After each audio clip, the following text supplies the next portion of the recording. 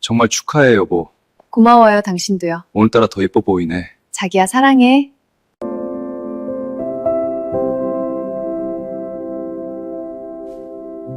강민준이 마이크를 잡고 무대 중앙에 섰어요. 신축 건물 로비에는 300명의 하객이 모여 있었죠. 대형 현수막에는 서울 강남지점 그랜드 오픈이라고 적혀 있었어요. 유하은이 샴페인 잔을 들고 옆에 서 있었죠. 빨간 드레스를 입고 있었어요. 거래처 대표들이 앞다투어 악수를 청했어요. 사회자가 말했어요. 투자 총괄 이사님도 자리하셨습니다. 강민준의 어머니를 가리키며 소개했죠. 케이크 커팅이 시작됐어요. 플래시가 터졌어요. 명함이 오갔어요. 누군가 회사 단체방에 사진을 실시간으로 올리고 있었어요. 같은 시각 나는 그 사진들을 하나하나 확대해서 보고 있었죠. 얼굴에 아무 표정이 없었어요. 댓글도 달지 않았어요. 단체방을 나가지도 않았고요. 그날 오전 나에게는 무슨 일이 있었던 걸까요? 시간은 오전 9시로 되돌아갔어요. 나는 법무법인 회의실에 앉아 있었죠. 테이블 위에는 이혼 합의서가 놓여 있었어요. 강민주는 이미 서명을 끝낸 상태였어요.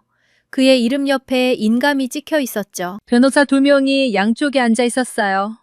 나는 서류를 집어들었어요. 첫 페이지부터 천천히 넘겼죠. 재산분할 조항을 확인했어요. 하지만 내 시선은 숫자에 머물지 않았어요. 책임 면제 조항을 읽었죠. 본 계약 체결 후 발생하는 모든 개인 행위에 대해 상대방은 법적 책임을 지지 않는다. 나는 변호사에게 물었어요. 사업 관련 조항도 여기 포함되어 있나요? 변호사가 고개를 끄덕였어요. 네, 7조 사망입니다. 나는 그 부분을 다시 읽었죠. 혼인관계 종료 시 배우자 명의로 진행 중인 모든 투자 및 보증은 자동으로 효력을 상실한다. 펜을 들었어요. 서명란에 이름을 적었죠. 박지우. 인감을 찍었어요. 변호사가 서류를 가져갔어요. 접수 처리하겠습니다. 나는 고개를 끄덕였어요. 오전 9시 28분이었어요. 이혼이 성립됐죠. 나는 회의실을 나왔어요. 엘리베이터를 타고 1층으로 내려갔어요. 로비를 지나 주차장으로 걸어갔죠. 차에 탔어요. 시동을 걸지 않았어요. 휴대폰을 꺼냈어요. 메시지 하나를 작성했죠. 재무팀장님, 강남지점 관련 투자금 회수권 진행해주세요. 오늘 중으로요. 전송했어요. 답장이 즉시 왔어요. 네, 이사님, 바로 처리하겠습니다. 두 번째 메시지를 보냈어요. 법무팀장에게였죠. 강민준 명의 회사 보증권 전부 해지 통보 부탁드립니다. 답장이 왔어요. 알겠습니다. 오전 중 발송하겠습니다. 휴대폰을 내려놓았어요. 백미러를 봤죠. 화장이 번지지 않았어요. 립스틱도 그대로였어요. 시동을 걸었어요. 회사로 향했죠. 오전 10시 15분, 나는 사무실 책상에 앉아 있었어요.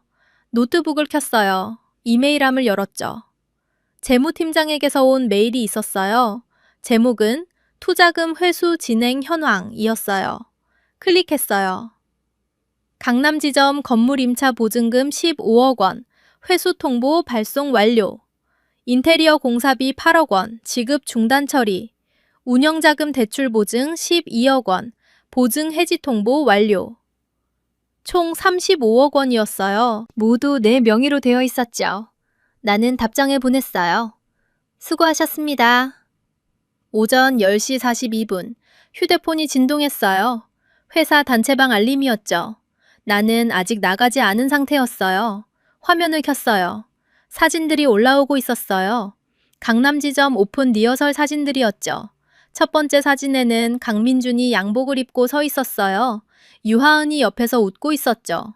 두 번째 사진은 건물 외관이었어요. 대형 간판이 걸려 있었어요.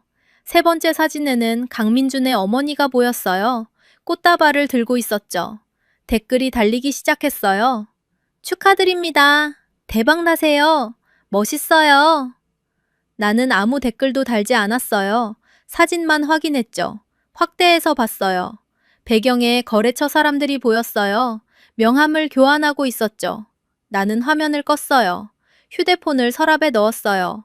그 침묵이 오해를 만들었어요. 강민주는 리허설장에서 생각했죠. 지우가 아직 모르나 보다.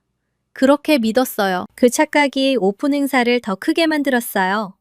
오전 11시, 강민주는 건물 앞에 섰어요. 현수막을 올려다봤죠. 자신의 이름이 크게 적혀 있었어요. 지점장 강민준. 만족스러웠어요. 유하은이 다가왔어요. 오빠, 사진 찍을까요? 강민준이 고개를 끄덕였어요. 둘이 함께 건물 앞에 섰죠. 유하은이 셀카를 찍었어요. 즉시 단체방에 올렸어요. 강민준의 휴대폰이 울렸어요. 문자였죠. 은행에서 온 거였어요. 대출 보증인 변경 요청건, 보증 해지 통보. 강민준은 화면을 봤어요. 이해하지 못했죠. 무슨 소리지? 다시 읽었어요. 여전히 의미를 파악하지 못했어요. 네트워크 오류라고 생각했어요. 두 번째 문자가 왔어요. 건물주에게서였어요. 보증금 반환 요청 접수, 임대차 계약 해지 통보. 강민준의 손이 멈췄어요. 화면을 응시했죠. 유하은이 물었어요. 무슨 일이에요? 강민준은 대답하지 않았어요. 세 번째 문자가 왔어요. 인테리어 업체였죠. 공사비 미지급, 작업 중단 통보. 강민준은 휴대폰을 쥔 채 굳어 있었어요. 정오가 됐어요. 하객들이 도착하기 시작했어요. 강민준은 로비에서 그들을 맞이했죠. 억지 웃음을 지었어요. 악수를 나눴어요. 하지만 계속 휴대폰을 확인했어요. 오후 12시 30분, 오픈 행사가 시작됐어요. 사회자가 마이크를 잡았죠. 강민준 지점장님을 모시겠습니다. 박수가 터졌어요. 강민준이 무대로 올라갔어요. 마이크를 잡았죠. 입을 열려는 순간 휴대폰이 또 울렸어요. 재무팀장에게서 온 전화였어요. 강민준은 전화를 받지 않았어요. 문자가 왔죠. 지점장님, 긴급 연락드립니다. 회사 계좌 동결됐습니다. 즉시 연락주세요. 강민준의 얼굴이 굳었어요. 마이크를 든 손이 떨렸죠. 사회자가 재촉했어요. 지점장님, 인사 말씀 부탁드립니다. 강민준은 입을 열었어요. 오늘 이렇게 말이 제대로 나오지 않았어요. 휴대폰이 계속 울렸어요. 여러 번호에서 전화가 왔죠. 강민준은 말을 마무리했어요. 감사합니다. 급히 무대에서 내려왔어요. 복도로 나갔죠. 첫 번째 전화를 받았어요. 재무팀장이었어요. 지점장님, 큰일입니다. 본사에서 모든 투자금 회수 지시가 내려왔어요. 강민준이 물었어요. 무슨 소리예요? 누가 지시했는데요? 재무이사님이요. 박지우 이사님. 강민준은 숨이 막혔어요. 내 이름을 듣는 순간이었죠. 왜요? 무슨 이유로요? 재무팀장이 대답했어요. 이혼으로 인한 보증 효력 상실이라고 하셨어요. 강민준은 전화를 끊었어요. 손이 떨렸죠. 두 번째 전화를 받았어요. 은행 담당자였어요. 지점장님, 대출건 긴급히 상의드릴 게 있습니다. 뭔데요? 보증인이 해지 통보하셔서요. 새 보증인을 세우시거나 전액 상환하셔야 합니다. 언제까지요? 이번 주 금요일까지요. 12억 원이었어요. 일주일 안에 마련할 수 없는 금액이었죠. 강민주는 벽에 기댔어요. 세 번째 전화가 왔어요. 받지 않았어요. 네 번째도 마찬가지였죠. 로비에서는 여전히 행사가 진행되고 있었어요. 케이크 커팅 순서였죠.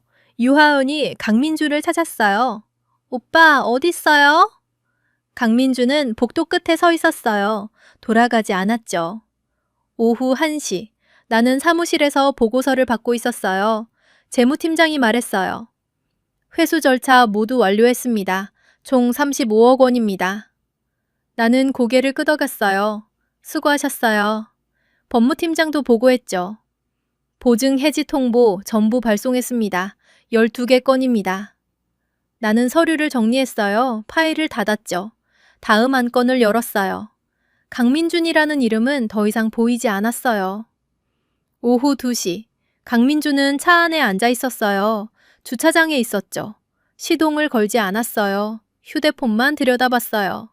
통화 기록이 50개가 넘었어요. 모두 받지 못한 전화였죠. 한 번호를 눌렀어요. 나에게 전화를 걸었죠? 연결됐어요. 나는 받았어요. 여보세요? 강민준의 목소리가 떨렸어요. 지우야, 이게 무슨 일이야? 나는 차분하게 대답했어요. 무슨 일이요? 갑자기 왜 투자금을 회수하는 거야? 나는 잠시 침묵했어요. 그리고 말했죠. 보증인 자격이 없어졌으니까요. 무슨 소리야? 이혼했잖아요. 오늘 아침에. 강민주는 말문이 막혔어요. 그렇지만 나는 말을 끊었어요. 계약서 7조 3항 읽어보셨죠? 혼인관계 종료 시 모든 보증이 무효가 된다고 명시되어 있어요. 그건 형식적인 조항 아니었어? 아니에요. 법적 효력이 있는 조항이에요. 강민준이 목소리를 높였어요. 지금 오픈 행사 중이야. 하객들이 다 와 있고. 나는 평온하게 말했어요. 알고 있어요. 사진 다 봤어요. 그럼 왜 이러는 거야? 나는 짧게 대답했어요. 계약대로 처리한 거예요. 개인 감정은 없어요. 지우야, 제발. 나는 전화를 끊었어요. 강민주는 휴대폰을 내려다봤어요. 다시 걸었죠. 이번에는 받지 않았어요. 5번을 더 걸었어요. 모두 연결되지 않았죠. 나는 번호를 차단한 상태였어요. 오후 3시, 강민주는 로비로 돌아갔어요. 행사는 끝나가고 있었어요. 하객들이 하나둘 떠나고 있었죠. 거래처 대표가 다가왔어요. 지점장님, 수고 많으셨습니다. 악수를 청했어요. 강민주는 악수를 받았죠. 대표가 말했어요. 다음 주에 계약건으로 연락드리겠습니다. 강민주는 고개를 끄덕였어요. 하지만 알고 있었죠. 그 계약은 성사되지 않을 거라는 걸. 투자금이 없으면 진행할 수 없었으니까요. 유하은이 옆으로 왔어요. 오빠, 괜찮아요? 강민주는 대답하지 않았어요. 어머니가 다가왔죠. 민준아, 무슨 일이니? 강민주는 어머니를 봤어요. 아무것도 아니에요. 하지만 어머니는 아들의 표정을 읽었어요. 전화 계속 받더니 무슨 문제 생겼어? 강민주는 고개를 저었어요. 나중에 얘기할게요. 오후 4시 마지막 하객이 떠났어요. 로비가 텅 비었죠. 강민주는 무대를 올려다봤어요. 현수막이 여전히 걸려 있었어요. 하지만 이제 그 의미가 달랐죠. 휴대폰이 울렸어요. 건물주였어요. 이번에는 받았죠. 지점장님, 보증금 반환 요청 받았는데요. 네, 알고 있습니다. 그럼 계약 해지하시는 건가요? 강민주는 대답할 수 없었어요. 조금만 시간을 주세요. 언제까지요? 이번 주 안에 해결하겠습니다. 하지만 해결 방법이 없었어요. 15억 원을 당장 마련할 수 없었죠. 게다가 대출 12억, 공사비 8억까지 합치면 35억 원이었어요. 강민주는 차에 탔어요. 유하은도 함께 탔죠. 오빠, 집에 가요? 강민주는 고개를 저었어요. 너 먼저 가 있어. 왜요? 할 일이 있어. 유하은을 내려주고 혼자 운전했어요. 목적지 없이 달렸죠. 1시간을 그렇게 운전했어요. 결국 한강 주차장에 차를 세웠어요. 핸들을 잡은 채 앉아 있었어요. 휴대폰을 다시 켰죠. 통화 기록을 확인했어요. 90개가 넘었어요. 은행, 업체, 거래처, 직원들 모두 급한 용건이었죠. 한 통의 문자가 눈에 들어왔어요. 어머니에게서 온 거였어요. 민준아, 무슨 일인지 얘기해라. 엄마가 도와줄게. 강민주는 답장을 보내지 않았어요. 어머니도 도와줄 수 없다는 걸 알았으니까요. 35억 원은 개인이 감당할 금액이 아니었어요. 저녁 7시 나는 퇴근 준비를 하고 있었어요. 가방을 챙겼죠. 노트북을 껐어요. 재무팀장이 마지막 보고를 했어요. 이사님, 모든 처리 완료됐습니다. 추가 조치 필요한 건 없습니다. 나는 고개를 끄덕였어요. 고생하셨어요. 사무실 문을 나섰죠. 엘리베이터를 타고 지하 주차장으로 내려갔어요. 차에 탔어요. 휴대폰을 확인했어요. 부재중 전화 67통이었어요. 모두 강민준이었죠. 문자도 15개 왔어요. 읽지 않았어요. 삭제했죠. 회사 단체방을 열었어요. 오후에 올라온 사진들이 있었어요. 오픈 행사, 본 행사 사진들이었죠. 케이크 커팅, 건배, 기념 촬영. 댓글이 수십 개 달려 있었어요. 나는 스크롤을 내렸어요. 끝까지 확인했죠. 그리고 단체방 설정을 눌렀어요. 대화방 나가기, 확인 버튼을 눌렀어요. 퇴장하시겠습니까? 네. 단체방이 사라졌어요. 알림도 더 이상 오지 않았죠. 며칠이 지났어요. 강민주는 해결책을 찾지 못했어요. 은행은 독촉했죠. 건물주는 계약 해지를 통보했어요. 인테리어 업체는 공사를 중단했어요. 거래처에서 연락이 왔어요. 지점장님, 계약건 어떻게 되는 건가요? 강민주는 솔직하게 말할 수밖에 없었어요. 죄송합니다. 조금 어려울 것 같습니다. 무슨 말씀이세요? 투자금 문제가 생겨서요. 거래처 대표는 이해했어요. 하지만 계약은 보류됐죠. 다른 거래처들도 마찬가지였어요. 하나둘 연락이 끊겼어요. 일주일 후 강민주는 건물주를 만났어요. 정말 죄송합니다. 조금만 더 시간을 주시면. 건물주는 고개를 저었어요. 이미 다른 임차인을 구했습니다. 다음 주까지 비워주세요. 강민주는 빈 사무실에 섰어요. 아직 인테리어도 끝나지 않은 공간이었죠. 벽지가 반만 붙어 있었어요. 바닥도 마무리가 안 됐고요. 그의 꿈이었던 지점이었어요. 이제 끝났죠. 유하은이 전화했어요. 오빠, 어떻게 됐어요? 강민주는 대답했어요. 안 될 것 같아. 그럼 어떡해요? 모르겠어. 유하은은 조용했어요. 그리고 말했죠. 저도 도와드릴 수 있는 게 없네요. 강민주는 쓴웃음을 지었어요. 괜찮아, 내가 해결할게. 하지만 해결할 방법이 없었어요. 어머니에게 손을 벌릴 수도 없었죠. 친구들도 그런 금액을 빌려줄 수 없었어요. 결국 파산이었어요. 한 달 후, 나는 정기보고를 받고 있었어요. 재무팀장이 말했어요. 강남지점권 정리 완료됐습니다. 투자금 전액 회수했고요. 손실은 없습니다. 나는 고개를 끄덕였어요. 잘 처리하셨네요. 법무팀장도 보고했죠. 보증 관련 법적 문제 없습니다. 모두 계약대로 진행됐습니다. 감사합니다. 회의가 끝났어요. 팀장들이 나갔죠. 나는 혼자 남았어요. 창밖을 봤어요. 서울 시내가 보였죠. 어딘가에 강민준도 있을 거예요. 하지만 이제 나와는 상관없는 사람이었죠. 휴대폰을 확인했어요. 차단 목록을 열었죠. 강민준의 번호가 있었어요. 지우지 않았어요. 그냥 둬요. 기록으로만요. 책상 서랍을 열었어요. 이혼 합의서 사본이 들어있었죠. 꺼내서 다시 읽었어요. 7조 사망을 봤어요. 혼인관계 종료 시 배우자 명의로 진행 중인 모든 투자 및 보증은 자동으로 효력을 상실한다. 한 문장이었어요. 하지만 35억 원의 무게를 가진 문장이었죠. 강민주는 서명할 때 이 조항을 제대로 읽지 않았어요. 형식적인 문구라고 생각했겠죠? 나는 서류를 다시 서랍에 넣었어요. 잠갔어요. 노트북을 켰죠. 다음 업무를 시작했어요. 저녁이 됐어요. 퇴근 시간이었죠? 나는 가방을 챙겼어요. 엘리베이터를 탔어요. 로비를 지나 주차장으로 갔죠. 차에 탔어요. 라디오를 켰어요. 뉴스가 나왔죠. 최근 자영업자 폐업률이 증가하고 있습니다. 채널을 돌렸어요. 음악이 나왔어요. 집으로 가는 길이었어요. 신호등에 섰죠. 옆 차선을 봤어요. 커플이 타고 있었어요. 웃고 있었죠. 나는 시선을 돌렸어요. 집에 도착했어요. 주차를 했죠. 엘리베이터를 타고 올라갔어요. 현관문을 열었어요. 불을 켰죠. 조용했어요. 가방을 내려놓았어요. 소파에 앉았죠.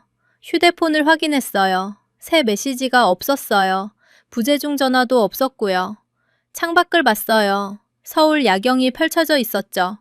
불빛들이 반짝였어요. 어딘가에서 누군가는 오픈 행사를 준비하고 있을 거예요. 누군가는 새로운 시작을 꿈꾸고 있겠죠?